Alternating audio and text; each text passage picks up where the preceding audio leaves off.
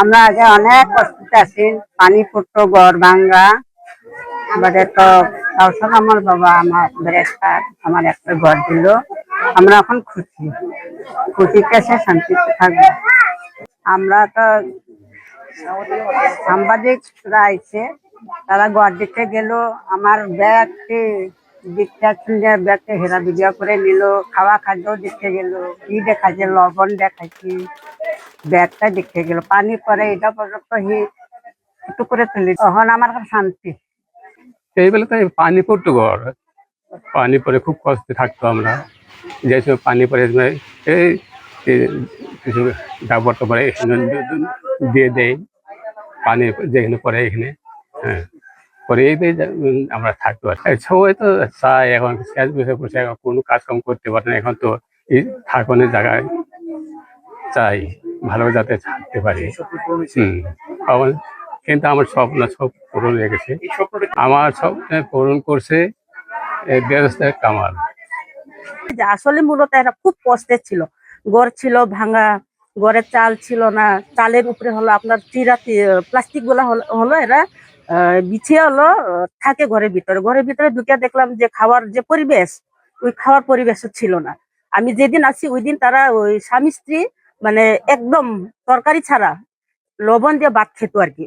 আমি জিজ্ঞাসা করলাম, মাসি আপনার এই কি দিয়ে ভাত খাচ্ছেন? লবণ দিয়ে। মাসি আমাদের তো কামাই নাই, আমাদের তো খাবার খুব অবস্থা ভালো না, আমাদের হলো সহযোগিতা করার মতো কেউ নাই। আর আমার যে মেয়ে আছে, মেয়ে জামাই আছে, তারা নিজেরাই চলে না, তারা তো আমাকেও দেখতে পারে না, তাদের সংসারও তারা সামলাইতে পারে না। আমরা তো অসহায় অবস্থায় আছি। আর আমার তো বয়স্ক ভাতা পাওয়ার যোগ্য ছিল, আমি তো বয়স্ক ভাতা পাই নাই, আমরা তো খুব কষ্টে আছি।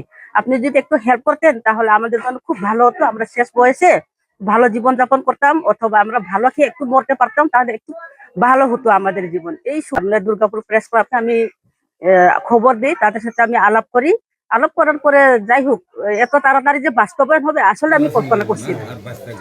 এই ঘরের জন্য আমি মাননীয় স্পিকারকে অসংখ্য অসংখ্য ধন্যবাদ জানাই শ্যামনগরের পক্ষ থেকে, এবং এখানে যে তারা গড় ভুক্তভোগী তাদের পক্ষ থেকে আমি মাননীয় ডেপুটি স্পিকারকে কৃতজ্ঞ চিত্তে আমার মন ভরে তাকে ধন্যবাদ জানাই।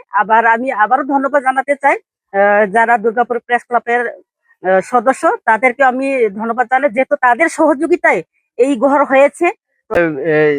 কিরণ হাজং এবং পিকুলা হাজং এরা বার্ধক্য এবং অনেক বয়স হয়ে গেছে, তাদের বয়স হওয়ার কারণে তাদের কাজকর্ম করার মতো তাদের সামর্থ্য নাই, যার জন্য তারা খুবই অসহায় এবং দারিদ্র একটু চরম পর্যায়ে ছিলেন। ওনারা ঠিক মতো খেতে পারতেন না, কারণ তার ইনকাম ছিল না। ভাঙ্গা টিন ছিল, পুরানো টিন, এবং যেগুলাতে বৃষ্টি পড়তো ওগুলাতে ওই যে পলিথিন দিয়ে ঢাকার চেষ্টা করতো, বৃষ্টিতে ঢাকার চেষ্টা করতো। তো এইভাবে তাদের, আর যখন বৃষ্টি পড়ে তখন ওই দেখছি হাড়ি পাতিল ওই ঘর যাতে না ভিজে আর কি, এটার জন্য তারা পাইতে রাখতো, যাতে বৃষ্টি পানিতে ঘরে নোংরা না হয় এই জন্য। এভাবে তারা খুবই কষ্টে, মানে বৃষ্টিতে ভিজে, অনেক সময় অনেক রাত ভারী বৃষ্টি হইলে মানে না ঘুমায়ও তাদের রাত কাটছে এই অবস্থা। তারপরে খাওয়া দাওয়া ব্যাপারটা, অর্থনৈতিক ব্যবস্থা খুবই শোচনীয় আর কি। আসলে এটা মানুষের যে মৌলিক চাহিদা, এই মৌলিক চাহিদার মধ্যে বাসস্থান একটা বড় চাহিদা, এবং এটা আমি মনে করি যে মাননীয় স্পিকার সাহেব আছেন, এবং আমাদের কলমকানা দুর্গাপুর যে এমপি জনাব ব্যারিস্টার কায়সার কামাল, ওনাকে অনেক ধন্যবাদ জানাই।